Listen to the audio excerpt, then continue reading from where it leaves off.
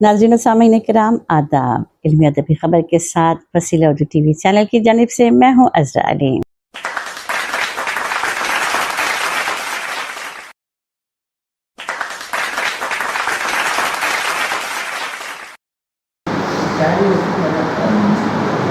मैं बड़े खलूस और एहतराम के साथ डॉक्टर तारिक खान सैयद साहब से दरख्वास्त करता हूँ तशरीफ लाएं और खाना पेश करें।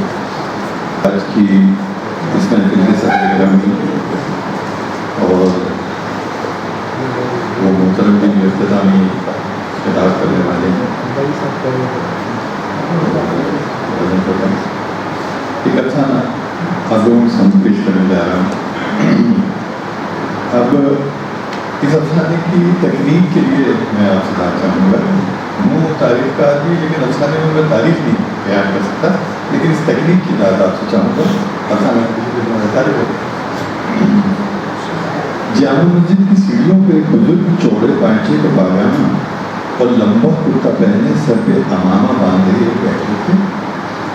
गर्दन और कलपट्टियों पर लटकती जुल्फों और दाढ़ी में बुनी हुई बर्फ की सफेदी से अंदाजा होता था कि उन्होंने जिंदगी का एक तवील सफर तय किया है, लेकिन चेहरे पे झुर्रियाँ नहीं थी, इसलिए उनकी उम्र का अंदाजा लगाना मुश्किल था। वो 90 या 100 या 2, 4, 800 साल या फिर जवान भी हो सकते। उनकी जान पर एक जमीन थी जिसमें शायद दवाएं हों। कौन सी दवाएं नहीं मालूम। उनके भावताओं से लगता था कि वो अपने बापों की तलाश में हैं। सर्दियों की रात थी, इसलिए ईशा की नमाज के बाद मुसल्ली बड़ी उजलत से अपने घरों पर जा रहे थे। इससे पहले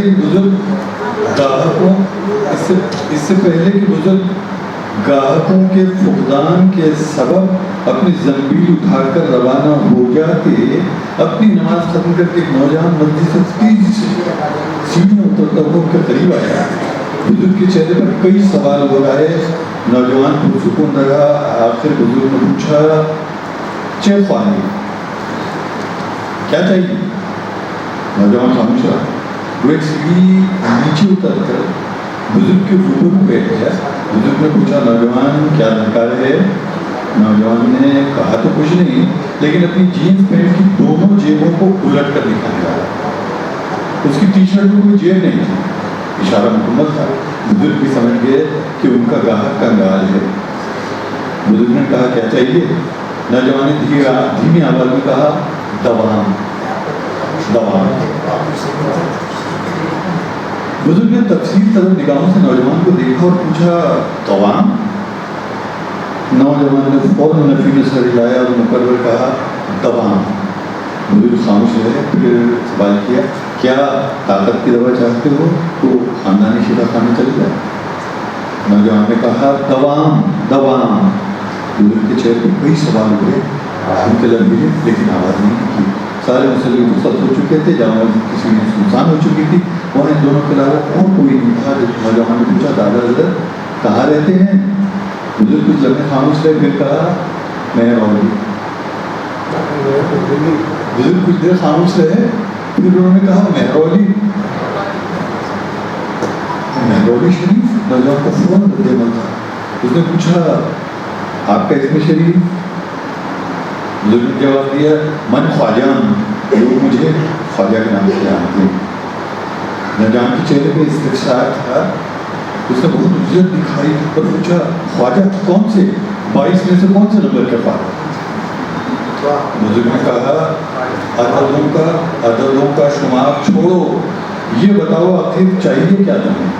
उनके लहजे में गुना उताहट थी। नौजवान ने कहा कि मैंने बताया उससे ही, मुझे दवाम चाहिए। जिंदगी को दवाम। आप कोई ऐसी दवा दीजिए कि मेरी जिंदगी को, मेरे वजूद को दवाम मिल जाए। बुजुर्ग ने कहा, दवाम? जिंदगी भर का दवाम? वो किस लिए? नौजवान बोला, मैं जिंदा रहना चाहता हूँ। अब आप सुनिए, मैं जिंदा रहना चाहता हूँ सदियों तक, इज्जत, शौकत, दौलत और वक़्त के साथ। नौजवान ने अपनी बात जारी रखते हुए कहा, मैं लाल किला, पुराना किला, तुगलकाबाद और महरौली से अफगानिस्तान जाना चाहता हूँ। وہاں سے ازبکستان، ایران اور استنبول، اور وہاں سے اسی راستے سے واپس آ کر ہندوستان میں کئی صدیوں تک رہنا چاہتا ہوں۔ بزرگ نوجوان کے پاس جان کر تھوڑی دیر چپ رہے، خفی سی مسکراہٹ ان کے لبوں پہ جھلکی، جیسے انہیں اپنی دوا کا گاہک اور اس کی قیمت دینے والا مل گیا ہو۔ انہوں نے کہا کہ سنو، میں تمہیں ایک دوا دیتا ہوں، یہ طرز حیات ہے، ایک گولی کھا لو اور ایک طویل عمر پا لو۔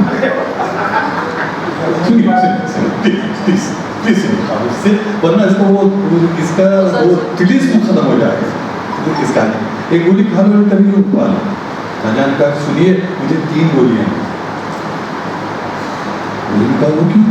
تب نوجوان نے سنجیدہ لہجے میں کہا کہ 3 زندگیوں کو اس کی ضرورت ہے۔ تھوڑی دیر تجربے میں رہے، اپنی زمین میں ہاتھ ڈال کر کچھ ٹٹولا، ایک شیشے سے 3 گولیاں نکالی، نوجوان کے ہاتھ پہ رکھ دی۔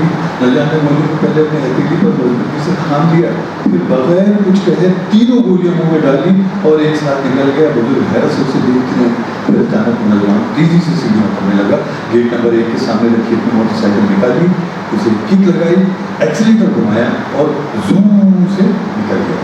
بزرگ بھی اپنی زمین اٹھا کر سیڑھیوں کو اترے اور دیکھتے ہی دیکھتے اونٹ کے دھویں کی طرح ہوا میں ڈوب ہو گئے۔ شاید وہ چراغ دہلی، بستی حضرت نظام الدین، غیاث پور، جہاں بنا اور خاص لال کوٹ ہوتے ہوئے قطب روڈ سے مہدوری چلے گئے۔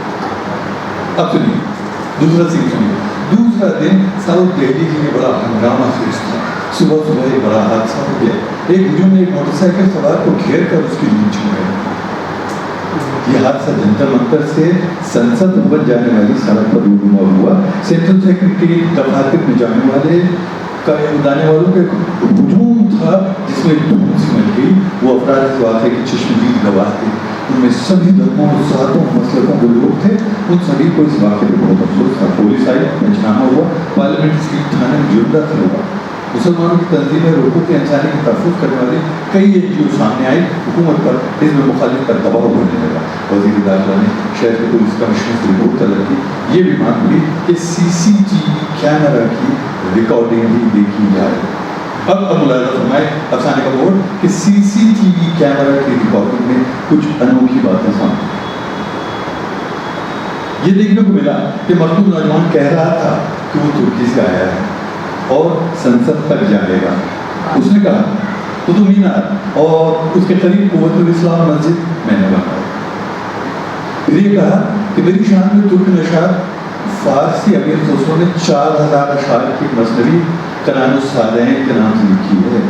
پھر اس نے کہا کہ میں نے ایک نیا شہر تغلق بسایا، دارالسلطنت کو دولت منتقل کیا۔ اس نے یہ بھی کہا کہ میں لودھی خاندان سے ہوں، میرے بیٹے نے پایا تک دہلی سے آگرہ منتقل کیا۔ وہ خاموش ہو گیا جیسے اس کی زندگی ختم ہو گئی۔ تھوڑی دیر بعد پھر زندگی کی رمق اس میں دکھائی دی۔ اس نے کہا کہ میں فرغانہ کی وادی سے پانی پت کی پہلی جنگ جیت کر آگرہ میں اپنی سلطنت قائم کی۔ میں نے اپنی ملکہ کے لیے جمنا کے کنارے سنگ مرمر کا شاندار مقبرہ تعمیر کروایا۔ میں نے دارالحکومت آگرہ سے دوبارہ دہلی منتقل کیا۔ پہاڑی بھوجا پر ایک شاندار مسجد بنوائی۔ احمد نگر، گولکنڈہ، بیجے پور جیسی علاقائی سلطنتوں کو فتح کیا۔ میں نے اپنشد کا ٹرانسلیشن فارسی میں کیا۔ اور ہاں، میں نے مراٹھوں، جاٹوں اور راجپوتوں کی سوچوں کو ختم کیا اور بڑھانے لگا کہ شاید اسی لیے میری تاریخ میں ساری کتابوں سے نکال دی گئی۔ یہ کیوں ہوا؟ یہ کیوں ہوا؟ میں نے تو محسوس کا شہر تھا جس نے انگریزوں کو سری لنکا پر گھسنے نہیں دیا۔ یہ کہتے کہتے وہ دوسری مرتبہ بھی خاموش ہو گیا، لیکن کچھ دیر بعد وہ پھر جا گیا۔ یہ اس کی تیسری زندگی تھی۔ CCTV کیمرہ کی ریکارڈنگ کا والیوم بڑھا کر غور سے دیکھا سنا گیا تو مقتول نوجوان کہتے ہوئے نظر آیا، میں نے میرٹھ میں انگریزوں کی فوجی چھاؤنی سے آزادی کی لڑائی شروع کی۔ میں نے اردو اخباروں کے ذریعے آزادی کا بگل بجایا اور میں اپنے ہندو بھائیوں کو ساتھ لینا نہیں بھولا۔ میں نے علی گڑھ میں ایک جامعہ قائم کیا, میں نے اس ملک کی ترقی میں اہم کردار ادا کیا, میں ہی ہندوستانی فوج میں سپاہی بن کر لڑا, میں ہی ICS تھا اور بعد میں ہی IAS بنا, میں نے ہی ملک کی دفاعی طاقت کو بڑھانے کے لیے میزائل بنایا, میں منصف مزاج جسٹس رہا, وفادار سفیر رہا, ایماندار سرکاری نوکر رہا, مجھے مت مارو, میں سچا ہندوستانی ہوں, مجھے مت مارو. کل جامع مسجد کی سیڑھیوں پر میری نشاط ثانیہ ہوئی, دوا فروش خواجہ صاحب میرے دوسرے باپ ہیں, وہی دیکھی کہ پیٹرون سینٹ ہیں. اس منظر کے بعد نوجوان نے دم توڑ دیا, یہ اس کی تیسری زندگی کی خاتمہ. حکومت کسی بڑے عہدیدار نے آرڈر دیا, یہ CCTV کیمرہ ریکارڈنگ ڈیلیٹ کر دو, اور پتہ لگاؤ کہ نوجوان ایسے کیوں بول رہا تھا. اس گھٹنا کا سماچار یا کسی اخبار, کسی چینل یا YouTube میں نہیں آنے دینا چاہیے. اس دوا فروش گروہ کو گرفتار کر دو. آرڈر میں مزید ہدایات کی, کسی مولانا کو TV چینل کی چرچا میں آمنترت کرو اور اس سے کہو کہ پسماندہ مسلمانوں کے وکاس کے لیے حکومت کی نیتی کے سمرتھن میں بیان دے, حج یاتریوں کا کوٹا بڑھا دو, تصوف پر ایک انترراشٹریہ سنگوشٹی کرو اور اردو اکیڈمیوں کی گرانٹ میں وردھی کر دو, فلسطین کے شہیدوں کو فلسطین کے شہیدوں کی سہایتا کی گھوشنا کرا دو. کچھ دن گزرے تو بات آئی گئی ہوگی, پھر سے شاندار شادیوں کی تقاریب ہونے لگی, دعوت ولیمہ, عقیقے اور عشائیوں میں کباب کور میں بریانیاں کھائی کھلانے جانے لگی, مشاعرے اور قوالیاں منعقد ہونے لگی. لوگ کہتے ہیں لال قلعے کے لاہوری دروازے کے سامنے ایک بزرگ اپنی زمین لیے خود دکھا رہا.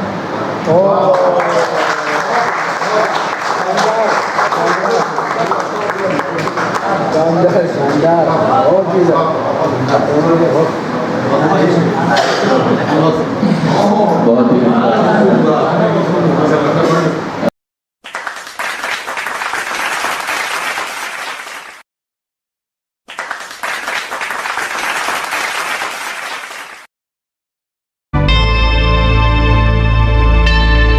Subscribe to my channel and also press this bell icon so you can get latest video notifications.